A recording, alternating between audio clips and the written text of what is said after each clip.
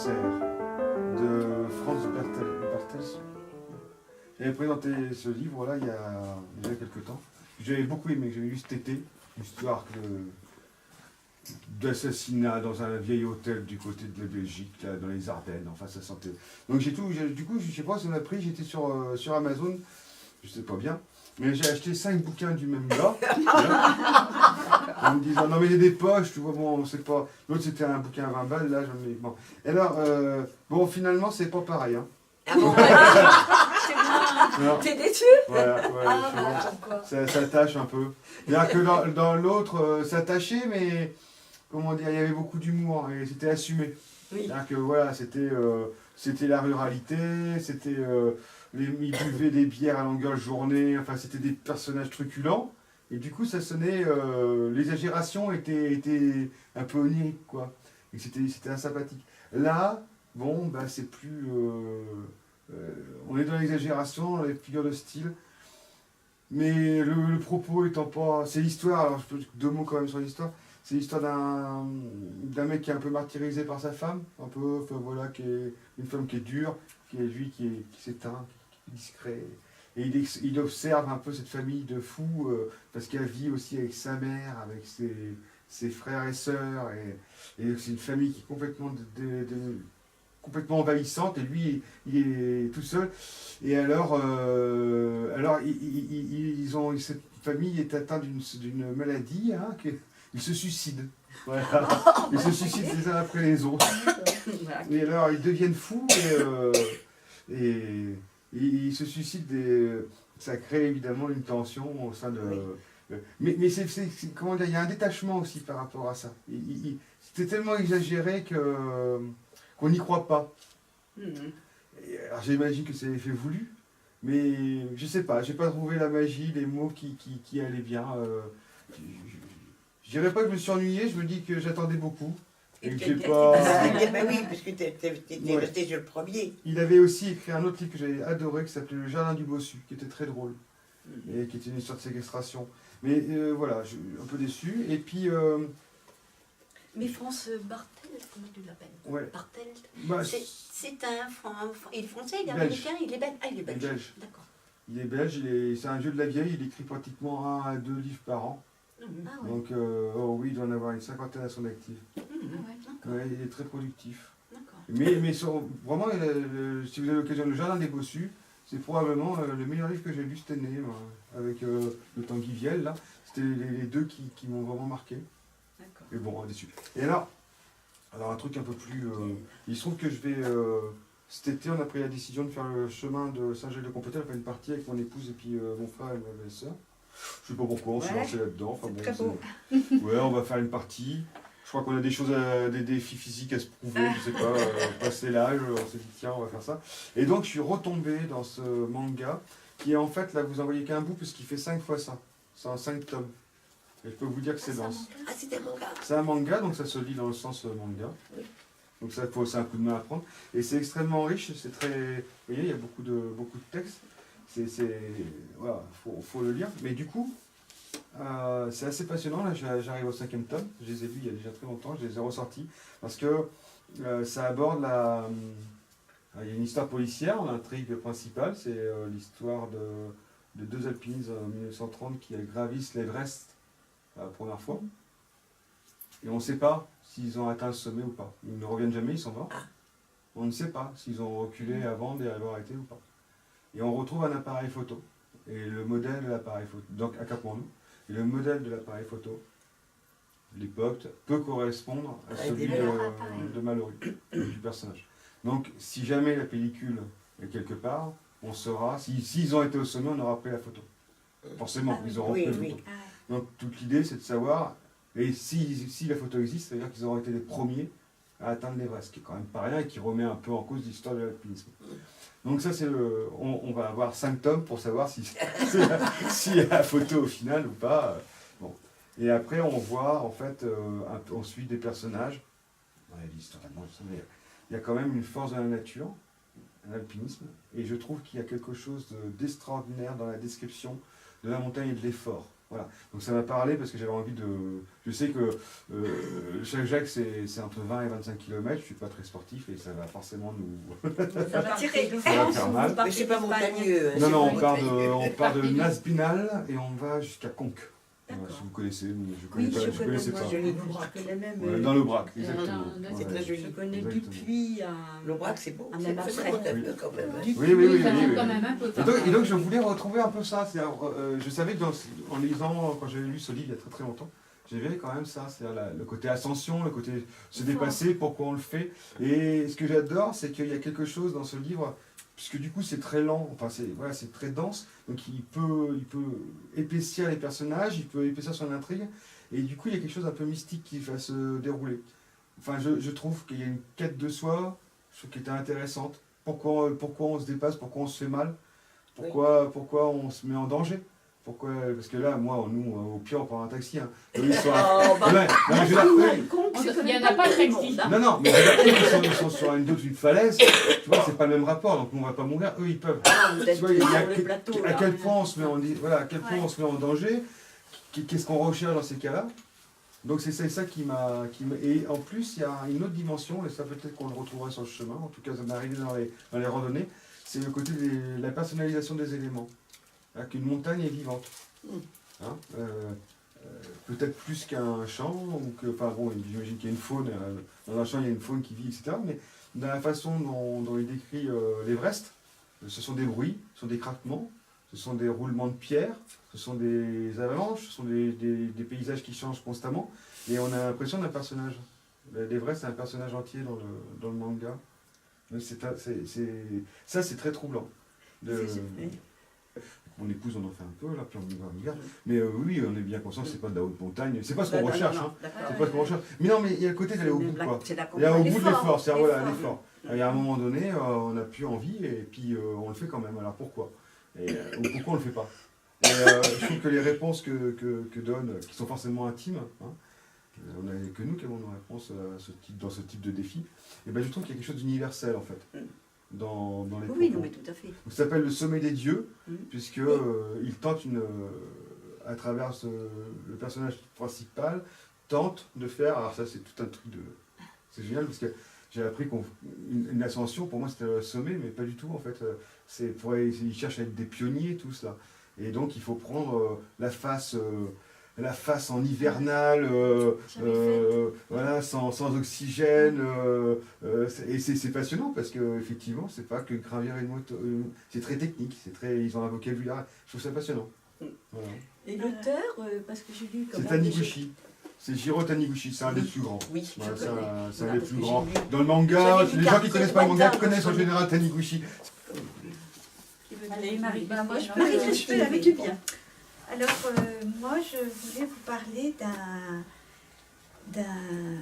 d'un roman que j'ai lu suite au film Les Gardiennes, que j'ai pas vu, mais dont j'ai entendu parler. Et chez moi, j'avais le tome d'Ernest Perrochon, ses œuvres romanesques. Alors, il y a plusieurs romans. Ah oui, Il y en a- c'est il y en le a oui, 4, d'accord, oui, c'est ah, les gros, d'accord, d'accord. t'as 4. dont Les Gardiennes. Donc j'ai ouvert mon livre et puis j'ai lu Les Gardiennes. Et j'ai été emballée. Alors j'avais déjà lu auparavant Un Babette et ses frères. C'était le premier roman que j'avais lu d'Ernest Perrochon qui m'avait beaucoup plu. Mais bon, c'est Babette et ses frères, c'est l'histoire d'une femme qui vit en France dans les années 1900. Et puis Babette, elle est amoureuse d'un gars. Et ses frères ne veulent pas qu'elle soit avec cet homme. Et puis, bon, enfin, c'est toute l'histoire. Mais aujourd'hui, je voulais vous parler des Gardiennes parce que j'étais emballée par ce roman. C'est d'une modernité. Enfin, alors, Ernest Perrochon, en plus, c'est un homme qui est né à Niort, dans les Deux-Sèvres, à Bressuire, enfin bon. Oui. Et donc, les Gardiennes, ça Bressuire, se je crois. passe... Je sais C'est pas quand si- même vers Courlay, je crois. Oui, il était à Courlay, oui, voilà, dans le Marais Ce Bressuire. coin, alors. Ah oui. Et donc les Gardiennes, ça se passe pendant la Première Guerre mondiale. Et c'est l'histoire des femmes qui restent à la ferme et puis qui gardent, qui luttent pour le patrimoine, enfin pour les terres et tout. Et je trouve que c'est extrêmement moderne. Ernest Pérochon, alors il y a toute la vie à la terre, les femmes qui relèvent leurs manches. Hortense, la vieille Hortense, c'est la maîtresse femme qui tient toute la maisonnée, qui travaille comme... enfin, elle s'épuise à travailler, elle donne ses ordres. Alors on voit que c'est la maîtresse femme, et puis tout ce que ça engendre d'incompréhension, de rébellion. Et puis parallèlement à ça, il y a une... alors d'abord, il y a des descriptions de la terre, qui est magnifique. Alors ça me touche peut-être parce que mes parents étaient agriculteurs, mais ça m'a réveillé des racines. Et puis il y a des descriptions du Marais Poitevin qui sont délicieusement, enfin qui sont très belles, très très très belles. Et puis parallèlement à ça, il y a toute la condition féminine et l'émancipation petit à petit des femmes qui décident sans les hommes, Et en parallèle, il y a l'histoire d'une jeune fille de l'assistance publique qui arrive dans cette ferme pour donner ses bras. Alors il y a tout un focus sur elle et sur ce qu'elle ressent. Il y a des passages sur... parce que cette jeune fille, elle n'a jamais été aimée, jamais été écoutée, jamais été reconnue. Et là, elle trouve dans la reconnaissance du gars qui revient en permission, c'est magnifiquement fait. Et puis après, il y a tout... Je ne veux pas tout vous dire parce que je vais déflorer la fin. Mais même cette jeune fille qui est toute fragile, on voit que malgré tout ce qui peut lui arriver, elle prend son destin en main. Et je trouve que c'est... Je trouve que cet homme, enfin je ne sais pas si vous en avez lu, mais Ernest Pérochon, parce que ça fait plus d'un siècle, enfin, il est très novateur. Hein. Il est féministe, Puis alors il y a des descriptions de la terre, du travail de la terre, des petites gens, mais qui ne sont pas... De la guerre aussi, parce que c'est enfin, dans les propos des hommes qui reviennent en permission, c'est très bien fait. Il y a quelques phrases qui sont lancées, et on sent bien que c'est un pacifique. Enfin, j'ai trouvé ça superbe. Et puis d'une modernité vraiment... Et les gardiennes, c'est parce qu'ils gardent le village parce que les femmes, elles gardent les fermes. Et c'est elles qui sont... pendant que les hommes sont partis, c'est elles qui ont la charge de garder le patrimoine. Enfin, et pourquoi tu disais tout à l'heure qu'il était sur l'actualité, c'est qu'ils ont fait une adaptation? Oui, il y a un film qui est très bien. Il passe à Jancel. Alors, je sais pas encore. Et je sais pas s'il passe à côté. Ah oui, mais c'est avec... parce que moi, je vais peut-être aller le voir samedi à Jancel. Nathalie Baye et... absolument. Nathalie Baye, sa fille. Et il y a une autre jeune femme qui est nouvelle actrice et apparemment qui crève l'écran. Et alors, je ne suis pas allée voir le film parce que j'ai souvent fait ça et puis j'ai toujours été déçue. Enfin, j'ai souvent été déçue. Et par contre, j'ai ouvert le bouquin et je le trouve... Mais dis-moi, au niveau du style, c'est pas vieillot comme style, non? C'est parce que on écrivait d'une certaine manière quand même. Non, j'ai pas trouvé. J'ai pas trouvé. Alors, si, il y a quelques mots dont... Enfin, on parle d'emblavure, par exemple, c'est ça. Mais c'est le langage de la terre. C'est le langage de la terre, c'est le langage du... C'est le langage de l'époque. Mais moi, je l'ai trouvé relativement moderne. Enfin, vraiment. Dans son écriture, dans ses idées. Et je le trouve très, très féministe. Enfin, parce que là, les femmes... alors, il y a toutes sortes de femmes. Enfin, il y a toutes les femmes. Il y a la maîtresse femme, puis il y a l'autre, la fille qui est plus cool, qui sait un peu essayer de se... Enfin, j'ai trouvé ça très bien. Un livre que j'ai pris à la bibliothèque, si vous venez à la médiathèque, et que vous le trouvez, il est sorti, c'est un livre très récent, qui est sorti là en septembre. Ça s'appelle Point cardinal et c'est de Léonore de Recondo. Ah oui. Léonore de Recondo est écrivaine, mais elle est aussi, on m'a dit qu'elle était violoniste. Voilà. Et c'est un livre alors, qui est très court, 232 pages. Elle écrit au plus droit de son sujet, sans un mot de trop. C'est super bien écrit. Et c'est une histoire très dans l'air du temps, puisque c'est une histoire, alors je ne dirais pas de transgenre, mais de recherche d'identité. Il s'agit d'un couple qui a une vie, je dirais, tout à fait harmonieuse, avec un garçon et une fille. Le garçon est déjà un ado, la fille pas encore, mais ça commence à venir. Et il est question du mari qui est très mal dans sa peau, très mal dans sa tête, et qui qui depuis longtemps, depuis qu'il est peut-être pas forcément enfant, je me souviens plus trop, mais parce que je l'ai lu déjà il y a quelque temps, découvre quand même qu'il se voit en femme. Son être intérieur, c'est d'être en femme.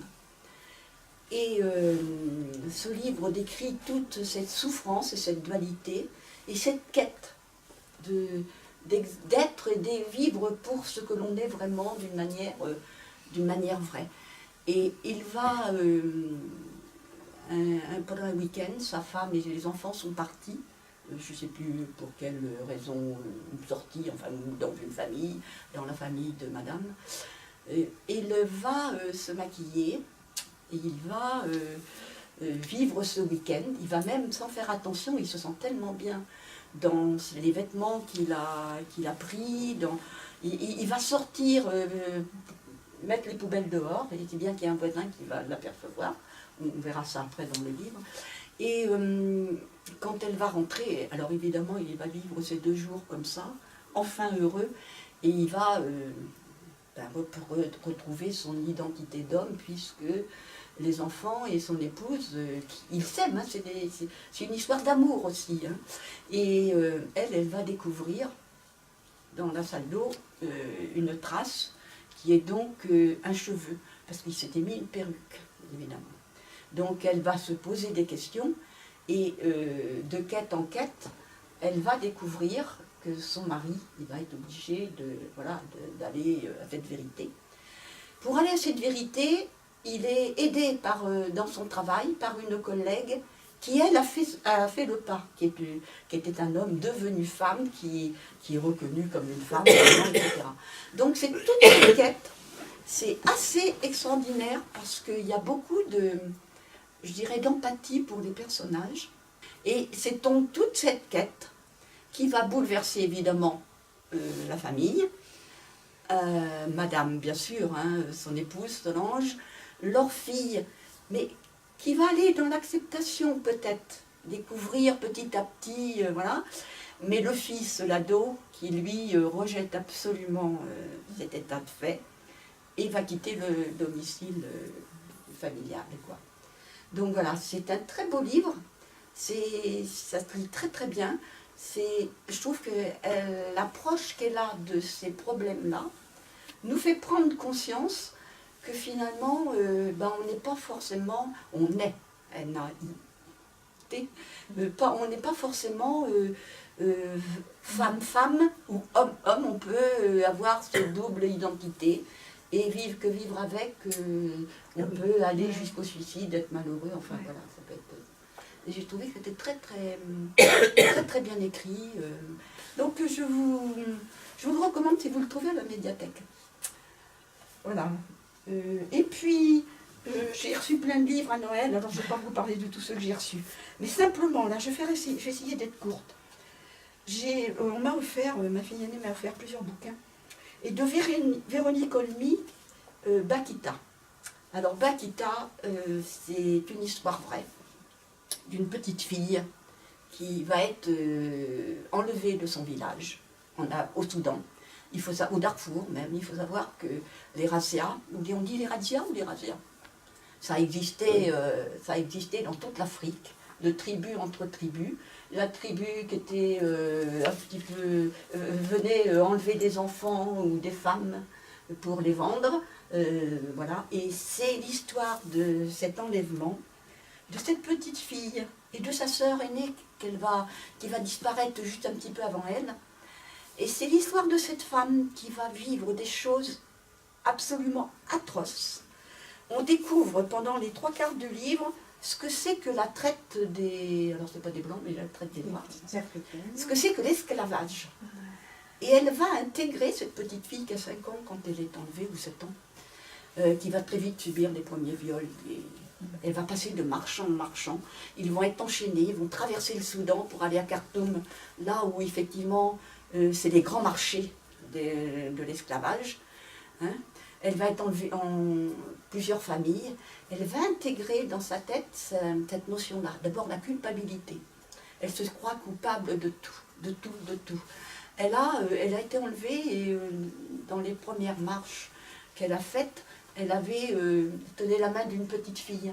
Et elles ont essayé pendant très longtemps de ne pas être séparées, de ne pas être vendues sur les marchés de manière séparée. Elles vont arriver à être séparées. Elle va vivre dans des familles. Alors elles sont battues jusqu'au sang. On voit aussi, alors c'est extrêmement bien écrit. C'est à la fois écrit, c'est une écriture que je dirais un peu poétique, mais qui est très forte. C'est bouleversant. Et moi, j'avais bien entendu parler de l'esclavage, des razzias, tout ça. Mais là, on le vit de l'intérieur. Elle va finir par être, après avoir vécu notamment dans une famille de Turcs, parce que c'est un mélange de population dans cette Afrique, où tout le monde... c'est un marché colossal, le marché des esclaves. Il y a toujours quelqu'un pour t'enrichir, pour racheter, pour... Les marchés, c'est ce qu'on voit dans les films en Amérique, vous savez, l'esclavage en Amérique. Mais là, c'est pareil, hein, on leur demande, on leur fait... Enfin, on regarde de haut jusqu'en bas, je vous dis pas, voilà. Et elle va être recueillie, enfin rachetée entre guillemets, par un ambassadeur italien, qui, alors parce qu'il y a aussi les événements politiques, il va être obligé de quitter le Soudan et de rentrer en Italie. Donc il l'emmène en Italie, mais il l'emmène pour sa femme. C'est surtout elle qui ne voulait pas qu'il la laisse au Soudan, parce qu'elle savait qu'elle ne pourrait jamais vivre au Soudan, compte tenu de ce qu'elle avait vécu, et c'était vraiment pas possible. Donc elle supplie cet ambassadeur de l'emmener, et de Guerlas, il va quand même l'emmener. Et alors là c'est pareil, on la voit prendre le bateau, enfin tout est décrit dans le... Je ne sais pas comment elle fait, Véronique Elmy. Elle n'est pas esclave, elle n'a pas vécu tout ça. Mais c'est écrit avec une précision. C'est authentique. Hein, oui, c'est authentique. Et alors elle va arriver en Italie. Alors je vais vous passer des détails. Elle va finir... on va lui faire son éducation, elle est devenue adolescente, dans un couvent. Et... elle veut rester dans les couvents. Quand son éducation est faite, à 17 ans, elle dit qu'elle veut rester. Elle va devenir religieuse. À chaque fois qu'elle sortait, tout le monde la regardait comme une bête curieuse. Ouais. Et elle va aller de couvent en couvent. On va lui faire raconter son histoire comme si elle était... une bête de foire. Hein? Et un peu une bête de foire. Une bête de foire. Tout à fait. Alors elle va devenir religieuse. Moi je me dis, au niveau de la foi... Parce qu'elle va être béatifiée par Jean-Paul II, elle est devenue sainte. Hein. Oui, non, c'est une histoire vraie. Je ne sais pas. Moi, je me dis, que la manière dont c'est raconté, je me dis, mais pour elle, elle ne pouvait pas vivre ailleurs. Il n'y avait que là qu'elle était en sécurité. Oui. Parce que même quand elle sortait pour aller au marché, tout le monde la regardait comme une bête curieuse, etc. Et de couvent en couvent, quand elle a eu raconté son histoire, il y a une journaliste qui lui avait fait raconter son histoire, en lui disant, en lui cachant la vérité, que ça ne serait pas édité. Ça a été édité. Donc tout le monde a su, après toute l'Italie, et même au-delà de l'Italie, connaissait son histoire. Elle avait le sentiment qu'elle ne lui appartenait plus. Et pour elle, elle a toujours eu le sentiment d'être une bête de foire, une bête curieuse, quoi. Et je me dis que c'est une drôle de vie quand même.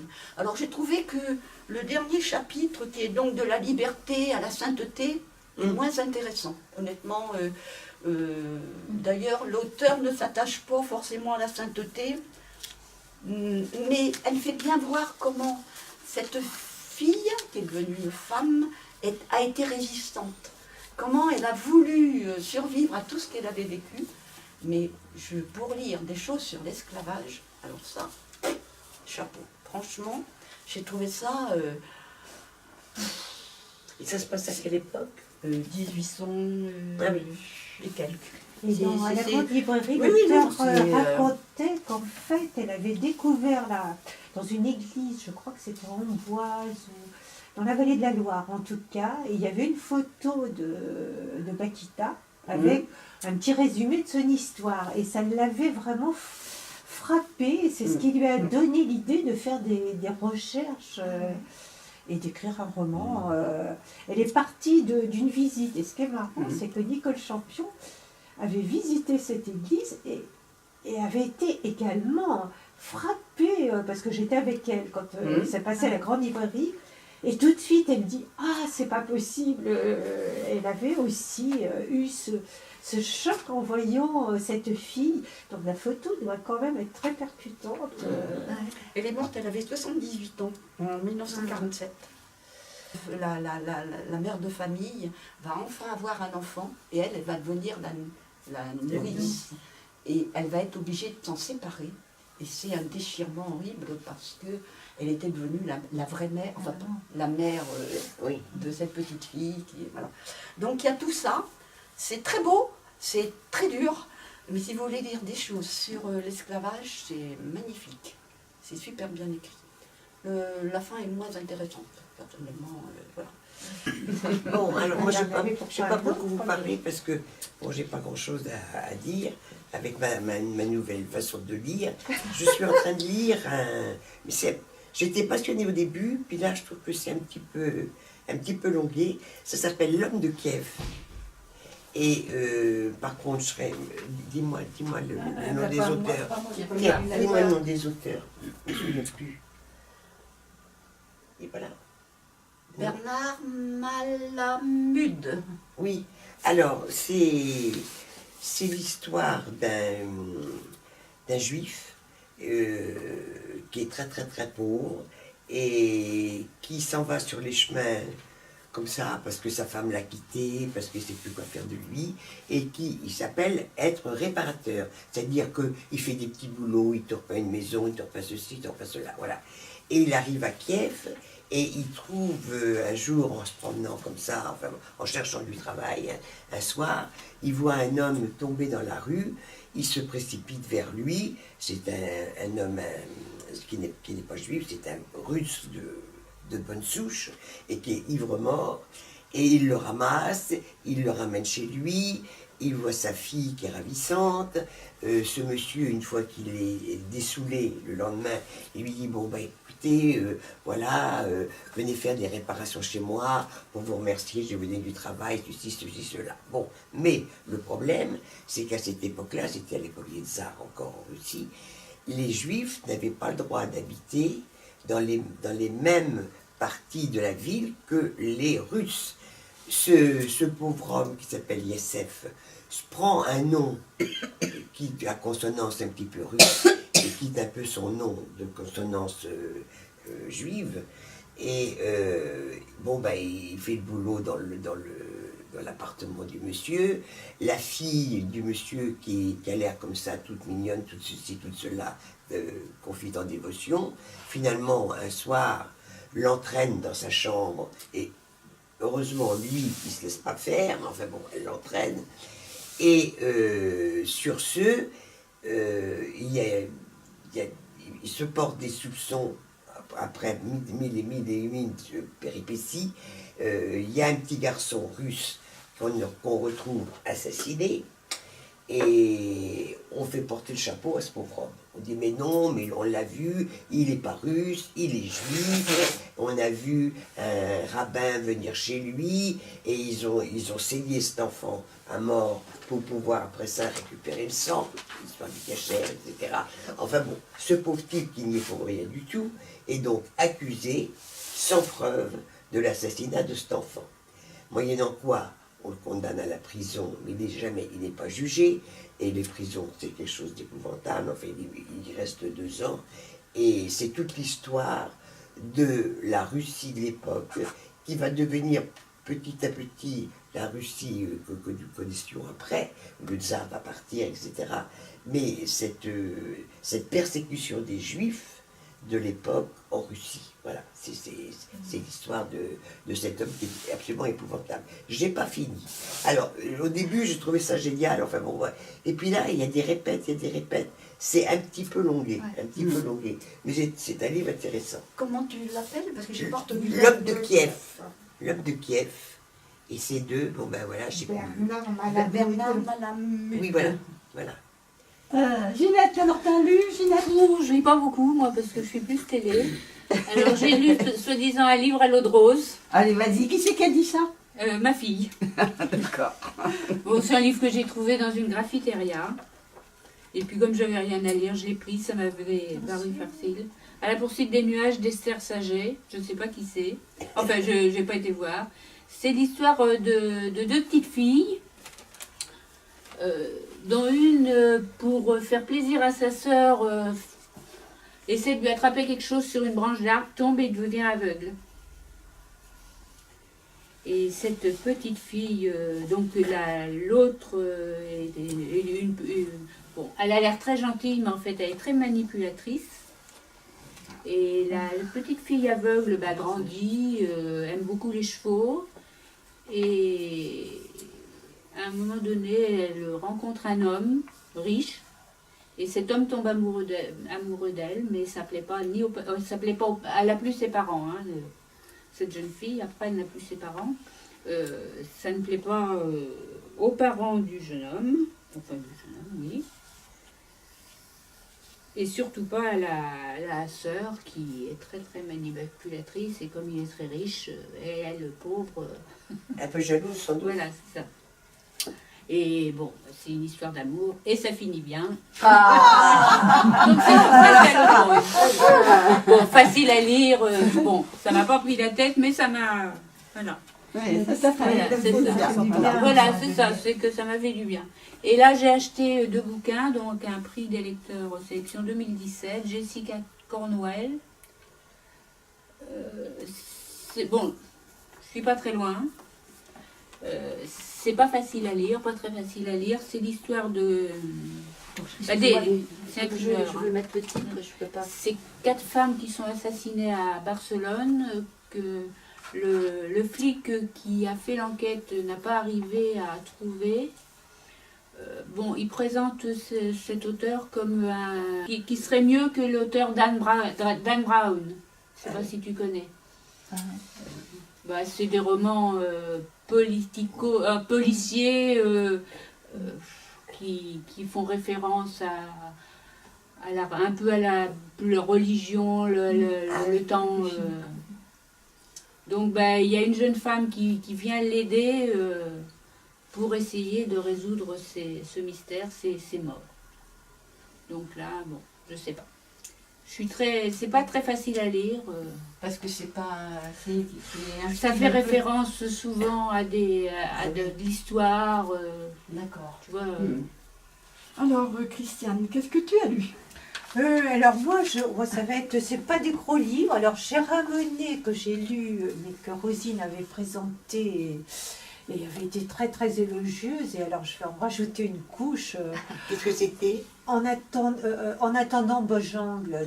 C'est génial. Mais alors c'est le livre. On s'arrête pas de le lire, quoi. Ça c'était très vite. C'est un grand... Oh oui, c'est délirant. Oui, c'est délirant. C'est fantasque. Mais on est... Mais c'est quand même assez profond. On est pris. Alors c'est une femme puis un petit grain. Hein. Oui, oui, C'est- la madame, oui, plus que Un ça. gros grain. Ah, et elle passe sa vie à danser, à inviter des amis, elle a un fils. Donc dans cette maison, on danse toujours, on écoute de la musique. On mène une vie complètement fantasque, on ne s'occupe de rien, les factures, tout y passe. Quoi. Ils ont même, je sais pas comment, acheté un château en Espagne, enfin voilà. Ah ouais. Mais Non. c'est à lire dans C'est le quand même un train, livre plein c'est- d'amour. Alors je l'ai ramené me disant, voilà, si quelqu'un veut en profiter, Ah, je vous le livre, prête. c'est Oui. marrant. C'est un livre plein d'amour quand même. Oui, Oui, tout à fait. Ah oui, ouais, oui, oui, exact, Ah oui, c'est vrai. exact, oui, oui, oui. Parce que ces gens Ah vivent oui. complètement d'une façon complètement folle et disjonctée, complètement. Mais avec C'est un amour. déjanté. Oui, mais avec en beaucoup même- d'amour les uns Oui, avec oui. vis-à-vis des autres. J'ai Ah trouvé. oui, puis on s'ennuie pas, on est... C'est drôle. Oui, On c'est a envie drôle. on n'a pas envie de lâcher le livre, quoi. C'est quand même assez profond, quand même, je trouve. Ah oui, oui, Il y a c'est une quelque chose réussite, dedans. c'est une réussite. Ah ouais. Et la fin, faut pas la dévoiler. Mais... Ben non. Et alors, je viens La de lire, fin n'est pas à l'eau de rose. je viens de lire Ah ouais. dans... Ah d'accord, dans ça finit pas très une bien. revue. Non. Il vient de... Je me demande... Enfin, peu importe, dans une des revues à laquelle je suis abonnée. Voilà, alors sinon, je vais poursuivre par deux. Alors celui-ci, j'en avais parlé, j'avais commencé à le lire. Donc là, c'est Yann Kefelec, L'homme de ma vie. Ah oui. Et c'est vraiment un livre, mais j'ai eu un plaisir fou, mais fou à le lire. C'est émouvant, très attachant. Et en fait, c'est son dernier livre. Et c'est quelque chose qu'il mûrissait depuis longtemps. En fait, il a eu une relation avec son père extrêmement difficile. Il était le troisième, donc il avait un frère aîné et une sœur. Et visiblement, il n'était pas attendu. C'est peut-être un garçon un petit peu plus turbulent, etc. Et son père n'arrêtait pas de lui faire des remarques désobligeantes, de le minorer au maximum. Donc il en a beaucoup souffert parce que lui admirait son père et essayait de gagner son attention, de lui faire plaisir, etc. Et rien ne marchait. Donc en fait, il raconte ça, mais pas avec un côté de revanchard, mais vraiment... il livre un petit peu tout ce qu'il a vécu. Et c'est parfois des petites phrases, des petites remarques très subtiles dont il se souvient. Et en fait, il le raconte avec un humour terrible. C'est ça qui est fou. C'est qu'il en a souffert, mais en même temps, il fait ce récit avec beaucoup d'humour. Et dans un style, il écrit vraiment très très bien. Il écrit vraiment bien. Et je trouve que vraiment c'est un livre plaisant, plaisant, qu'on peut relire. Donc même chose, comme c'est des livres de poche, il n'y a vraiment aucun souci. Donc là, moi, je me suis régalée. Et je ne pensais pas qu'Yann Kefelec écrivait aussi bien ça. Ok, moi je l'ai lu. Ouais. Mais celui-ci est vraiment mieux que celui qui... Le piano de ma mère, oui. Ah oui, puis là, oui, c'est... Il prend du recul aussi par rapport à cette relation avec son père. Et en fait, il en a souffert quand même. Ah oui. Il en a souffert au point de vouloir lui ressembler quand même à un certain moment en tant qu'écrivain. Et oui. Et oui, il s'en est bien.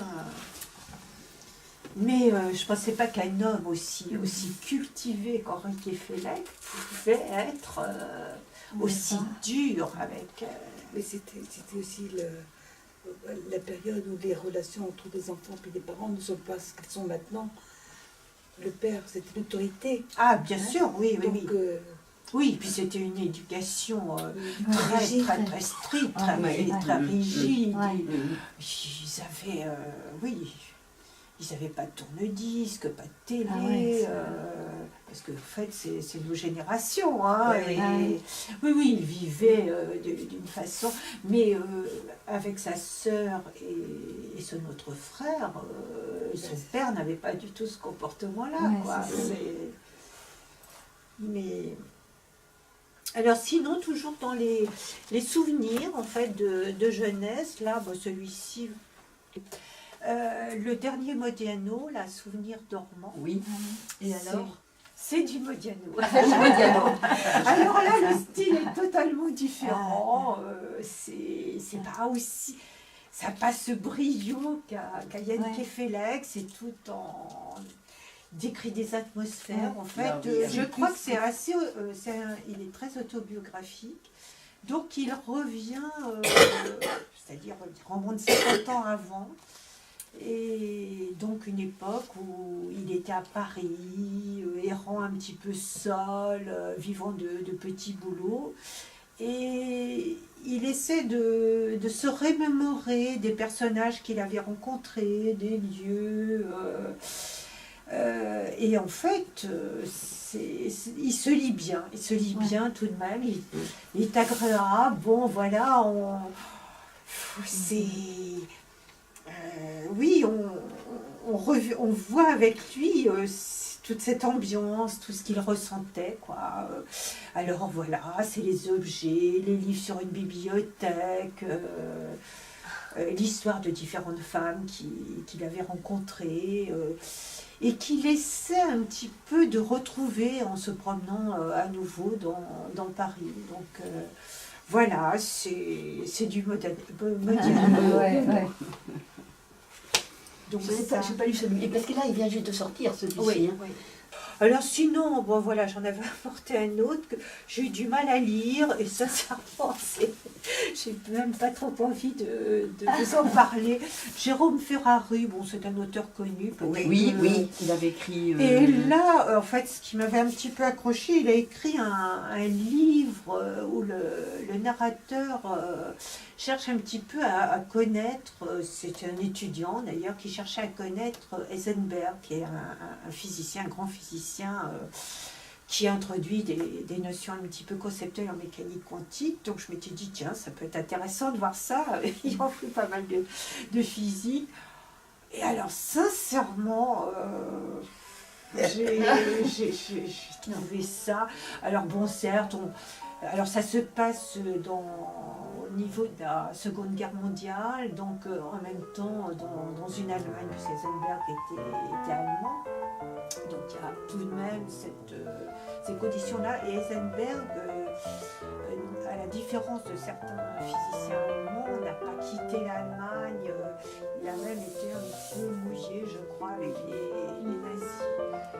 Mais j'ai trouvé